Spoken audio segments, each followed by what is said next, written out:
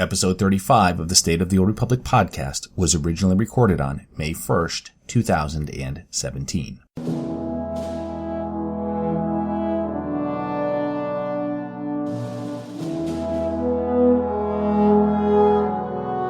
It's the State of the Old Republic podcast.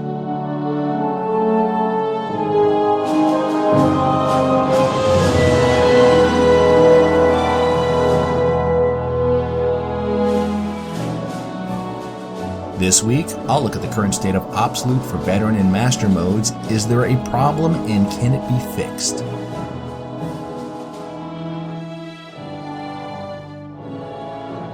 Also this week, we've heard a lot of talk about the producer's roadmap. I'll give you my predictions on what it will contain and what I'd like to see in the roadmap. And finally this week, I'll answer the question that people love to ask, and that's, would you play this game if it wasn't about Star Wars? And with that, it's time to make the jump to Lightspeed and check out the State of the Old Republic.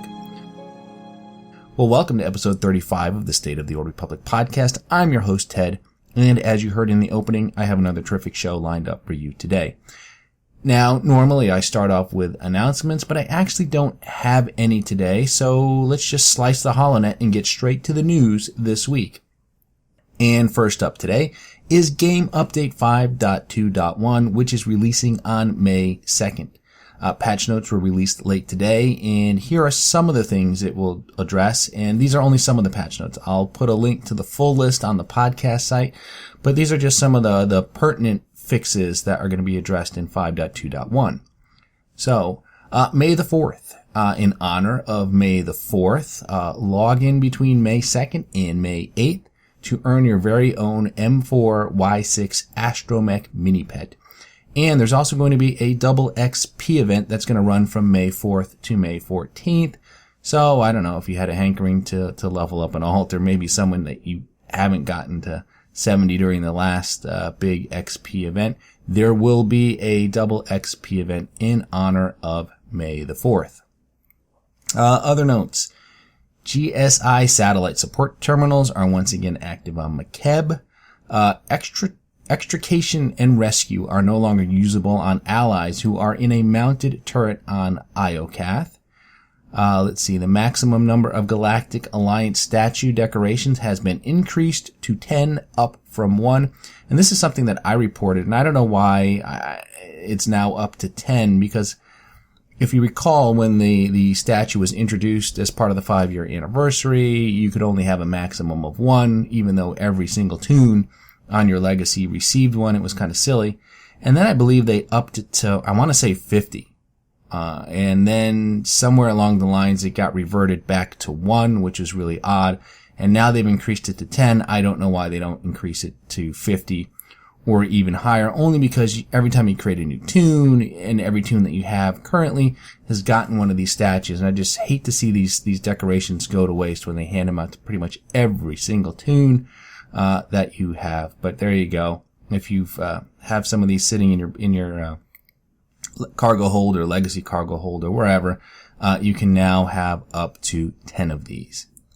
Iokath daily missions have had their command experience CXP rewards increased, and they will also now reward consumable CXP packs. And I believe Keith Koenig in an earlier post mentioned these were going to be sort of the smaller ones, like equivalent to a small flashpoint or something like that. So not major, but still better than what they are now. Iokath Sentinel, Walker, and Mouse Droid daily missions have had a credit boom or credit explosion, and Iokath shard clusters added to their mission rewards. Also, while on Iokath, players in an operation group will now receive mission progress even if they are in a different subgroup than the party leader. Players who complete the main story mission on Iokath while also on a repeatable chapter will no longer be locked from gaining a Lara Dorn or Malavi Quinn as a companion. So that's pretty big. That was one of the bigger bugs where people were completing the story but weren't getting their companions, and they couldn't figure out why that was going on. In fact, Eric Musco posted something about that on the forums earlier this week and did mention it was going to be addressed in 5.2.1, and there you go. So you should be able to get your companions if you completed completed the story. A couple things they note, and I'm still going to keep it spoiler free this week because I really don't have time to talk much about the story. But there are definitely some legitimate ways, by the way, where you could complete the story and actually not get Quinn or Dorn as a companion. And when I say legitimate ways, I mean they're intended based on perhaps choices you made during Knights of the Fallen Empire and Knights of the Eternal Throne that these guys may not have liked and may not wish to join you. So we'll leave it at that. So, completing a weekly mission on Iokath will no longer prevent a character from switching factions, and the Colossus droid on Iokath will no longer reset during an encounter. And I need to check, but I think there was also another note, let me see if I can find it here, that talked about different kinds of Iokath shard clusters, and I'm going to actually do this live stream here and peruse the notes in real time. Yes, there is a new item, Legendary Iokath Shard Cluster. This consumable is dropped from some daily missions on Iokath. This shard cluster is bind on pickup and will award more shards than the artifact Iokath Shard cluster.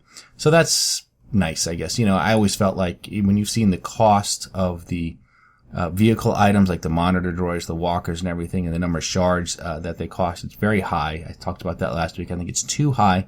And even though you get a lot of shards, I mean, you don't really get enough shards to make that feel like it's worthwhile. Plus, if you die while using one of those vehicles, you lose the form, and the only way to get it back is to repurchase it. And and as I said, it's very, very expensive. So hopefully these legendary shard clusters will be something that we see fairly often and will help just increase the flow of shards coming in to make those vehicle quests feel a little bit cheaper, I guess. So anyway, so that's it for the patch notes. 5.2.1 drops on May the 2nd. So I closed out the second week in my new guild, and boy, I have to say, what a difference having a group of people to do things with makes. And it's funny for me to say that because I also play World of Warcraft, and I'm in a guild that does progression raiding, but for the most part, that's all I do with them. And that's pretty much where I spend my time, and I don't do much outside of raiding in that game. And in fact, when I'm not raiding, I'm playing Star Wars The Old Republic. But now that I'm in a guild and getting to know some folks, and I'm doing a lot of different activities that I was not doing before. And in fact, a couple of months back, I posted a screenshot of my character sheet on Twitter. I forget what the context was, and then someone replied back and poked some fun at my Valor rank 5. And for those of you that don't PvP, you can get Valor rank 5 in 1 or 2 war zones. I mean, I think you can just practically say the word PvP and you're rank 5. You don't have to do a lot of work to get to Valor rank 5. So that just shows you how little to no PvP I've been doing on this main character. Well, now my rank is up to 16, which still isn't high, but it's up to 16. And the reason is because I finally stepped into some war zones, and I'm probably going to do some PvP every week, if not every day now. The best part of having ranked up, by the way, is that I can now use the Republic and Imperial banner decorations you get from completing your Stronghold quests. They didn't used to have a Valor requirement, but I think with Knights of the Eternal Throne, they were given one, and so I have a bunch of these from other tunes that I haven't been able to use. So now I can actually go ahead and unlock those decorations, so yay for me.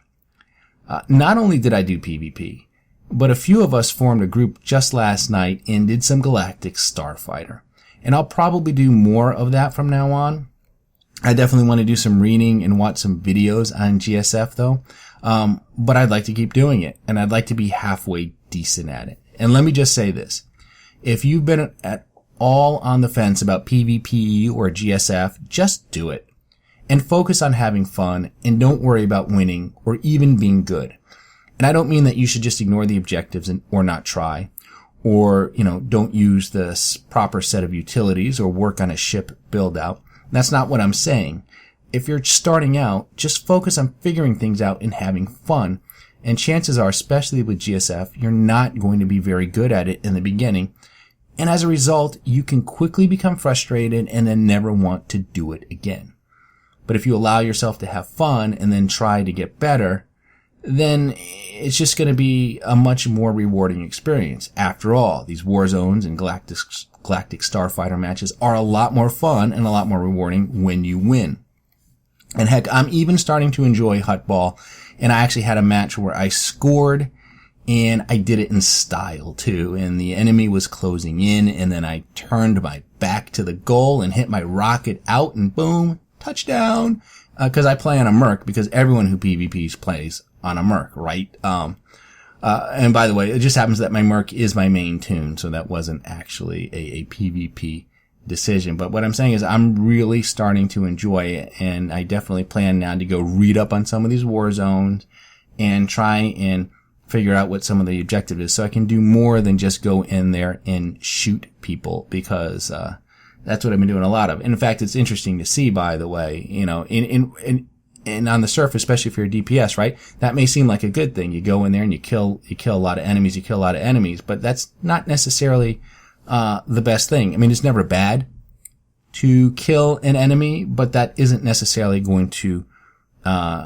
bring you victory. And I've seen, you know, a couple war zones where I was really low on the bottom, had more kills than anybody, you know, very few deaths, but didn't necessarily contribute a lot to the objective. So, but I enjoyed it a lot more than I thought I would. So now I'm planning to go read up on some of these war zones and try and figure this out and just get better and better. And same with Galactic Starfighter. So there you go. So go out there and try something new, and say what you will about Galactic Command, and it is far from perfect. But where I think it has succeeded is in getting players like myself to get out of their comfort zone and try some things they wouldn't have otherwise. And I'm not saying that it justifies the whole Galactic Command system, but it is one of its accomplishments, and that's actually a pretty good thing. So, what, might you ask, was my motivation to try PvP and GSF? Well, I have two words for you: unassembled components. So, I mean, in addition to trying war zones and Galactic Starfighter, I spent a lot of time running ops this week. I did a mix of story and veteran modes. And what I noticed is this: if you are Galactic Command rank 300 and earning tier 4 crates, which a lot of people are, then the gear from story and veteran modes is nearly worthless. I mean, at best you're getting a piece of 242 gear, which is tier 3 legendary. And yes, you can give it to an alt if it's not a relic, an earpiece, or an implant. But ultimately what I find is I'm running a veteran mode and targeting pieces where I don't have a 248. I'm then running war zones in Galactic Starfighter trying to get unassembled components to upgrade that piece to a 248. And I have to say, it's a very roundabout way to get gear. And for a system that was pitched around its simplicity, it's grown amazingly complex relative to what we had before Knights of the Eternal Throne. And I would dare to say that no one is having issues understanding how it works today, which is to say no one had any issues with how it worked previously, which I think was one of the selling points of Galactic Command. Now, to make matters worse, players have noticed that loot from Master Mode ops, by the way, is pretty terrible right now.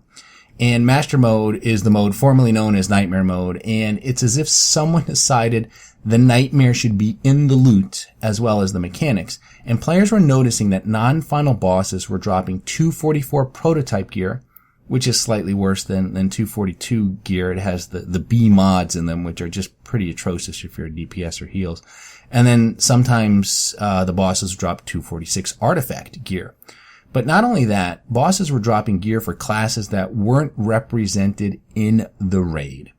And Eric Musco addressed this situation on the forums this week when he said, "After talking with the team, currently this is my error in the patch notes. It is intended that non-final bosses are dropping prototype and artifact gear, not unassembled, which is my error. However, given the feedback of this thread and the one you linked, the team is looking at improving this experience in the future. Apologies for the confusion. I will let you know of any potential changes to this in the future, and I will get the patch notes updated." Now, the patch notes have indeed been updated, but here is the original patch note that was published when 5.2 was released. Tier 4 prototype and artifact unassembled gear pieces, master mode non-final bosses. And it should be noted that in a post about gear and ops changes that was released on March the 3rd, this is what was written: Tier 4 prototype and artifact gear, master mode, non-final bosses. So it was originally advertised correctly. However, things can and do change from the time they're announced to the time they're released, and we should be able to trust what's in the patch notes. But up until the patch notes were published, the loot drops were known, right? The idea that master mode, non-final bosses were going to drop tier 4 prototype and artifact gear, was something that we were told. However, I mean, until you actually get in there and start running this stuff and start seeing the gear and seeing, like, for example, that tier 4 prototype gear, and you start getting some of it and you realize, it's not really all that it's cracked up to be. It's understandable, why you could certainly gloss over that along with some of the other information that we were given about 5.2 before it was released. But, I mean, other than achievements and a desire to defeat the hardest content, there's no benefit to running master mode ops right now. And it does sound like changes could be coming, and I wouldn't be surprised if non-final bosses are given a chance to drop 248 unassembled pieces, maybe with the chances going up the deeper you get into the op. But that's for a future update. And speaking of future updates, like you, I am anxiously awaiting the arrival of the producer's roadmap. And there's no timetable for this other than the enigmatic soon. But producer Keith Koenig did hit up the forums this week to talk about it just a little bit.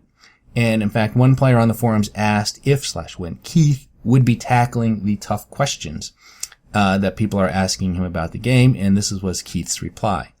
And he said, "I've seen many of them, and I realize the clock is ticking and information never comes fast enough. In the meantime, I'm ensuring the roadmap is solid and expect it will address many questions, but not everything. Yet hopefully we can have additional dialogue to provide clarity for areas of concern." And he went on to say in a later post, "Hey there, never is way too long of a time, so how about I include an update about class balance in the roadmap or sooner if I have it available. We're still working on the details, and then it'll go through the normal internal review cycles. Once we are all in agreement, we'll get the roadmap posted up, and then we can discuss the various upcoming changes." Okay. So file this under the some things change, others stay the same category. And having met Keith in person at the Cantina tour and based on some of his posts, I get the feeling that Keith, the player, would love to reveal anything and everything that they have planned for Star Wars: The Old Republic. Sadly for Keith, the player, Keith, the producer, isn't a dictator and is beholden to whatever policies and governance they have in play regarding the dissemination of information, meaning the type of information we're likely to get and how often we're likely to get it may prove to be the same old. That said, I thought it'd be fun to give you my predictions for the producer roadmap as well as tell you what I'd like to see in it. So here are some predictions, and this is what I think we're going to end up ultimately getting in the roadmap. There'll be talk about game update 5.3, which will comprise most of what we know already, right? That Esne and Avela will be the new ops bosses, and of course the continuation of the Iokath story in the new Flashpoint on Umbara. Let's see, there will be an approximate release date for it as well, I think. Class balance changes, since he talked about including those in the roadmap, I think will probably be in the roadmap, and coming in a future update, probably 5.3. It won't get into, I don't think it'll get into the specifics of the changes other than maybe identifying their goals for classes, which is, I imagine, they should all roughly perform about the same. Game update 5.4, will be mentioned, I believe, at a high level to follow later in the summer, and it may even list the new ops bosses. It may be one other feature. So that's what I think will definitely be in the roadmap, and that might be all they wish to tell us right now. And if Knights of the Eternal Throne has been any example, BioWare has been good about telling us what's coming. However, the tendency is to wait until it's very close to being released. And I'd like to get information that's further out, further down the line. And in fact, here is what I want from the letter. Is there another expansion coming this year? And approximately when can we expect it? I have to think that there will be an expansion, November, December timeframe, but I'd like to actually know that it's coming. How many game updates are they planning for Knights of the Eternal Throne? And what is the approximate release time for each? Doesn't need to be exact. High level, like, hey, game update 5.3 coming in June, 5.4 coming in August, 5.5 in October, and a new X pack in December. And then 3, what are the major features they are planning to bring us this year? Most game updates have something big. Just tell us what it is. Again, I'm okay with a high level until we get close. And, for example, game update 5.3 will have a new Flashpoint. Game update 5.4, new Warzone. I'm not saying there is a new Warzone, but that's the kind of stuff I'd like to hear them tell us if it is coming. Game update 5.5, new storyline. That's a prelude to the new expansion pack. The roadmap doesn't have to be super detailed, but it needs to have enough meat in it so we know where things are headed for the rest of this expansion and slightly beyond. The question we all ask ourselves is, why should I keep playing? And knowing what's coming down the pike helps to keep people engaged.